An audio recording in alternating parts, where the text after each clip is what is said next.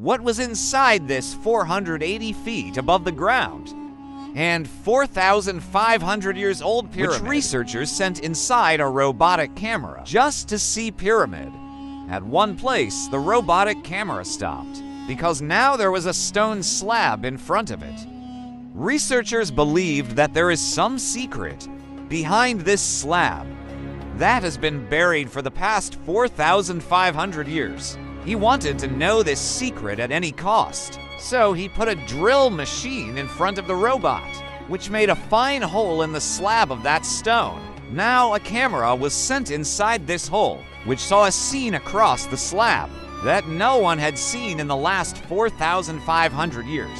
In Egypt, there are a total of 138 highest pyramids, which have faced dozens of earthquakes and many dangerous storms for thousands of years, but any of them has not gone from here to there. The tallest and largest of these is the Great Pyramid of Giza, and the base area of this pyramid is 13 acres. That is, surprisingly, not 1 or 2, but 9 football fields can easily fit inside this pyramid. According to an estimate, a total of 23 lakh large stones were used in this pyramid, many of which weighed 50 tons. If we calculate the total weight of this pyramid, it weighs 60 lakh tons, which is equivalent to the weight of 12 Burj Khalifa. But what was the purpose of making such tall and magnificent pyramids thousands of years ago, when humans did not have any tools? How were the walls of these pyramids leveled inch by inch? How 50 tons of heavy stones were cut into a square shape and brought to a height of 480 feet without a crane? And which engineers were involved in making them? Who set these pyramids at an exactly 51.5-degree angle along with earthquake proof? You will be able to know all this in today's video, so let's start. For many centuries, different research teams have been working hard to understand the construction technique of this pyramid. That, after all, how exactly each side of this pyramid would have been set on the north, southeast, and west without a compass? Many experts believe that the architects of that time must have first searched for such a land that could bear the weight of millions of tons of heavy stones. After that, polar stars, that is, the stars with which the poles of the Earth are detected, marked every side of the pyramid with their help no compass and no optical instrument. Only with this basic technique, the direction of this pyramid was set thousands of years ago, and that too with 0 errors. Now point 2 was to level the ground. If the level of the 13-acre land on which this pyramid was to be built was a little out, then it was not possible to stand on this mountain of 23 lakh stones now. The engineers of that time did not have a laser leveler or a bubble level to level the ground. Experts believe that water must have been collected on all 4 sides of the construction site, and then the water level on one side must have been matched with the water level on the other side. The part of the land that was not matching the water level would have been leveled by cutting it with the help of a sieve and a hammer.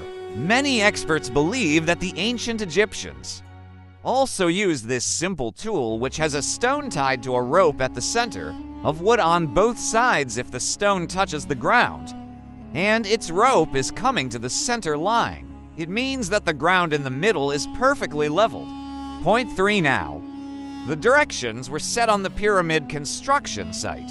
The markings were also done, and the level of the ground was also set. Now it was time to start the construction, for which lakhs of tons of heavy and large stones were required, but neither did they have a grinder nor jackhammers to cut these stones. But still they cut 50 tons of heavy stones and gave them a square or rectangle shape.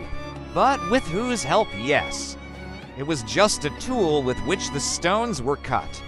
Experts believe that the sieve used in the construction of the pyramid was not made of copper only, because they also knew that copper is soft and cannot cut stones. That's why a chemical arsenic was also added to it. This chenna made of copper and arsenic was hammered on the stones with the help of wooden hammers, And after many hours of hard work, big stones were brought in shape. Point for now, because this special type of stone, which is called limestone today, was being cut from the pyramid construction site Giza, 250 kilometers away in the city of Torah. Now the problem was to transport this stone to Giza. Each stone was equal to 50 tons, equivalent to the weight 50,000 kilograms, which is equivalent to the weight of about 3 passenger buses. And such 23 lakhs stones were to be used in just one pyramid to transport so much weight. Neither could any animal work in that era, nor did they have trucks, so that if they had to work in today's modern era, the transport, companies would have a very tough time. Surprisingly, this work was done with the help of workers and boats, yes. The river between Torah and Giza was taken advantage of. Boats and stones were dug in large and brought to the pyramid site. Experts believe that this work was not that easy in the loading and unloading of such a large stone in the ships. At least 500 laborers' army must have been. Point 5, the teams of experts who were doing research on the construction of the pyramid had now got answers to their many questions, but one thing was bothering them all the time. That limestone was cut, transported, and during construction, one on top of the other was also started. The problem was that, how did the stones reach such a height? Many experts believe that it was planned. Before the construction of the pyramid, either they would have gone up through a spiral track or zigzag, but it is certain that 50,000 kilograms of stones would have been pulled up by the army of laborers. Now, point 6, it was not just a matter of millions of workers cutting limestone with a chaining hammer and transporting such large stones, compartments inside this pyramid, the way to go inside them. And many small tunnels were also made. Everything else was fine. But one thing surprised the experts, and that was that the stone used in the inner compartments was not limestone, but granite, yes. Granite is such a stone that is considered the hardest stone in the world after diamond.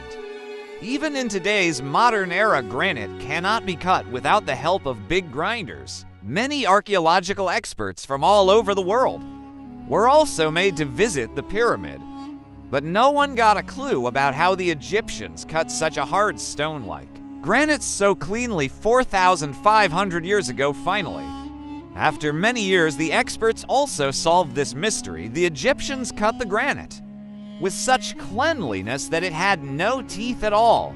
Yes, without teeth, the weight was put on both sides of this grain and it was run on granite, and a ring was put in the middle. Experts believe that it took for months to cut such a big stone in this way. After all, what was the purpose of making the pyramids? How many laborers worked at the same time to make these pyramids?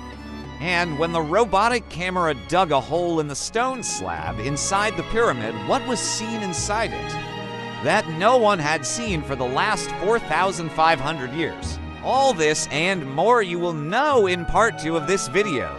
Subscribe and share with your friends, and also comments down below if you want part 2, so I'll make it quick.